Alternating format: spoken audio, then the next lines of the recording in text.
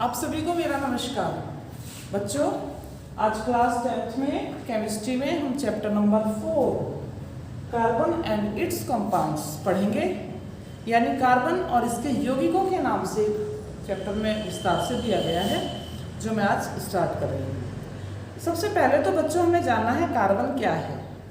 देखिए, कार्बन एक तत्व है, एक एलिमेंट है। पिछली क्लासेस में मैंने आपको बताया था कुल 118 तत्व अभी तक खोज हो चुके हैं।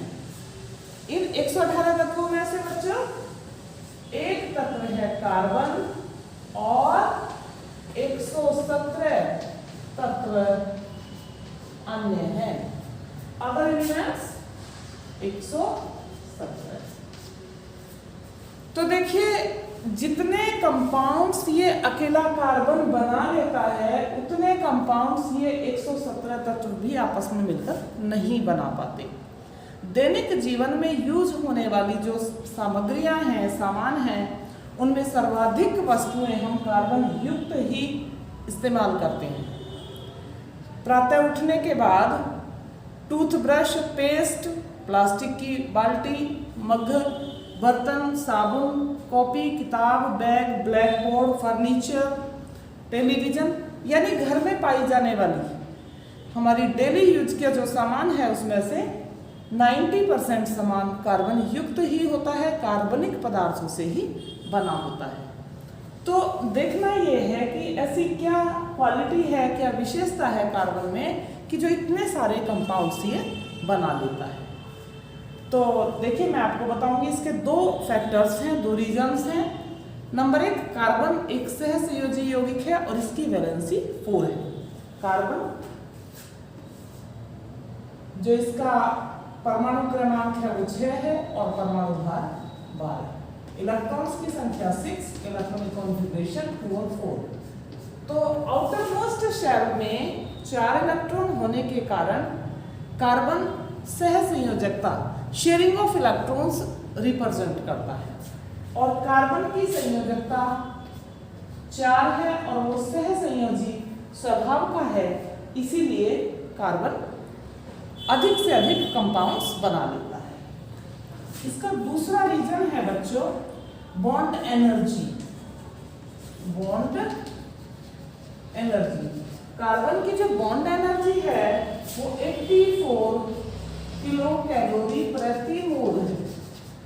इतनी अधिक जो बंध ऊर्जा बॉन्ड एनर्जी है केवल कार्बन के पास ही है, और ये सर्वाधिक बॉन्ड एनर्जी होने की वजह से ही कार्बन के अंदर एक श्रृंखलन का गुण पाया जाता है। यानी कि कार्बन के जो मॉलिक्यूल्स हैं ये आपस में या दूसरे यौगिकों के साथ मिलकर विभिन्न प्रकार की चेन्स बना लेते हैं। ये चेन सीधी भी हो सकती है, ये चेन शाखित भी हो सकती हैं, लाइक दिस ब्रांच्ड चेन्स को हम बोलेंगे। और ये चेन्स क्लोज चेन भी हो सकती है, बंद श्रृंखला, कार्बन की क्लोज चेन वाले कंपाउंड्स। तो कार्बन के अत्यधिक संख्या में कंपाउंड्स बनाने के दो मुख्य कारण हैं। कार्बन के अंदर ये श्रृंखलित होने की प्रॉपर्टी, आपस में जुड़कर विभिन्न प्रकार की चेन्स बनाना, और नंबर 2, कार्बन की बॉन्ड एनर्जी, बंध ऊर्जा सबसे अधिक होना। तो इसी के साथ साथ मैं आपको बताऊंगी कि किस प्रकार से कार्बन सर्वाधिक मात्रा में कंपाउंड्स फॉर्म करता है, बनाता है। तो देखिए, कार्बन हाइड्रोजन के साथ अति शीघ्रता से मिलकर असंख्य कंपाउंड्स बना लेता है। हाइड्रोजन ही नहीं, इसके अतिरिक्त oxygen, nitrogen, chlorine, many other elements, इनके साथ भी आपस में मिलकर कार्बन कई प्रकार के यौगिक बनाता है। तो यहाँ पर आज हम टॉपिक जो प्रारंभ कर रहे हैं वो कर रहे हैं हाइड्रोकार्बन्स से। First of all we know that what is hydrocarbon. Hydrocarbon क्या है? तो बच्चों, ये हाइड्रोकार्बन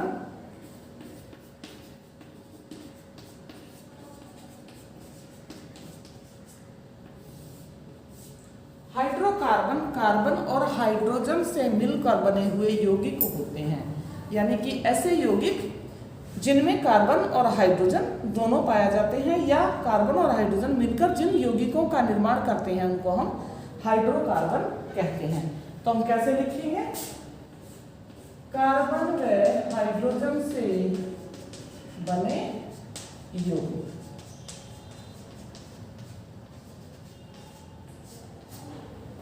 ये हाइड्रोकार्बन्स दो प्रकार के होते हैं।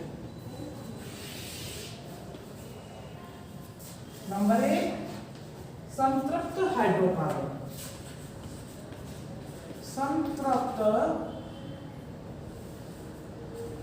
हाइड्रोकार्बन, और नंबर 2 असंतृप्त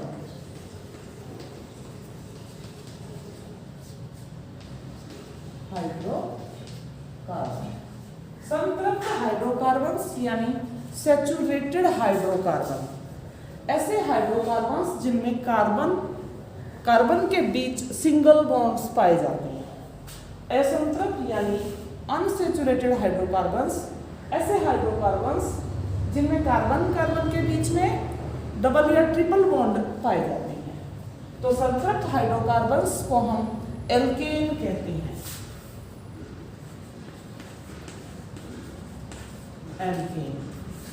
एल्केन का सामान्य सूत्र CnH2n+2 होता है, और इनमें कार्बन के बीच में सिंगल बॉन्ड पाया जाता है।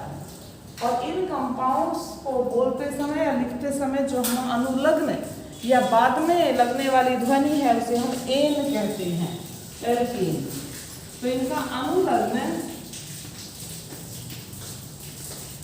एन।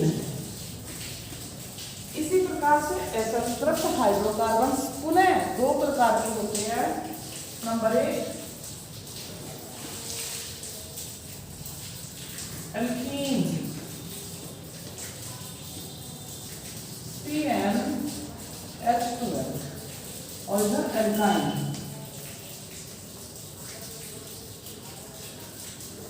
CnH2n-2। तो देखिए एल्कीन्स में कार्बन के बीच में डबल बॉन्ड पाया जाता है। पूरी चेन में कहीं ना कहीं एक जगह पर कार्बन के बीच में डबल बॉन्ड होगा, और एल्काइन में कार्बन के बीच में ट्रिपल बॉन्ड पाया जाता है। देखिए बच्चों, जो फॉर्मूला है एल्कीन का CnH2n, इसका मतलब है कि कार्बन के एटम जितने भी होंगे हाइड्रोजन के एटम हमेशा उससे दुगने होंगे। मान लीजिए कार्बन के 2 हैं तो हाइड्रोजन के 4, C2H4 नाम का कोई कंपाउंड बनेगा।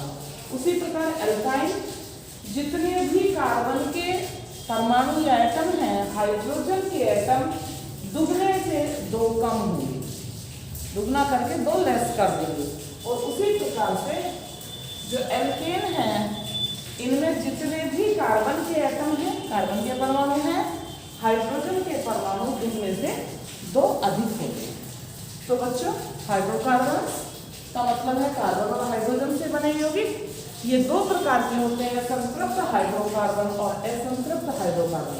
संतृप्त हाइड्रोकार्बन्स को हम एल्केन, जिनका फॉर्मूला CnH2n+2 है, इनकी पूरी चेन में कार्बन के बीच में हमें सिंगल बॉन्ड दिखाई देगा, और इनका अनुलग्न एन होता है। उसी प्रकार से एल्कीन CnH2n, चेन में C डबल बॉन्ड C एक जगह अवश्य होगा, एक से अधिक जगह भी हो सकता है, और एल्काइन में CnH2n-2, यानी कि कार्बन के बीच में ट्रिपल बॉन्ड कहीं ना कहीं अवश्य होगा। इन कंपाउंड्स का जो अनुलग्न है बच्चों को ईन है, ईन, और इन कंपाउंड्स का अनुलग्न आइन। तो अभी मैं आपको कुछ कंपाउंड्स के फॉर्मूले और नाम जनरेट करने में इसमें सिखाऊंगा। तो बच्चों, सबसे पहले हम एल्केन के विषय में ही देखते हैं। देखिए, इन कंपाउंड्स के फॉर्मूले बनाने से पहले हमें एक सीरीज याद करनी होगी। यदि किसी कंपाउंड में कार्बन की संख्या 1 है तो हम उसको मेथ कहते हैं।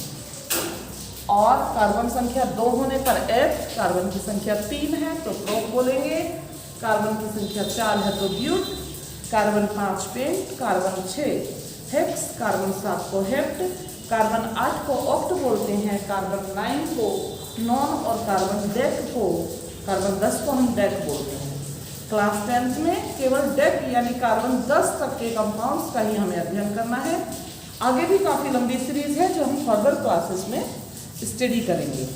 तो बच्चों, आज के चैप्टर का जब हमने आपको इंट्रोडक्शन दिया है और पहली वीडियो हमने इसमें प्रारंभ करी है जिसमें मैंने आपको हाइड्रोकार्बन्स क्या हैं, इनके टाइप्स कैसे हैं और इनके एग्जाम्पल स्ट्रक्चर्स की डिटेल में कल आपको नेक्स्ट वीडियो में दूंगी। आप सभी को होमवर्क में मैं प्रस्तुत वीडियो में जो भी मैंने समझाया है इस सबके नोट्स बनाने के लिए दे रही हूँ। धन्यवाद।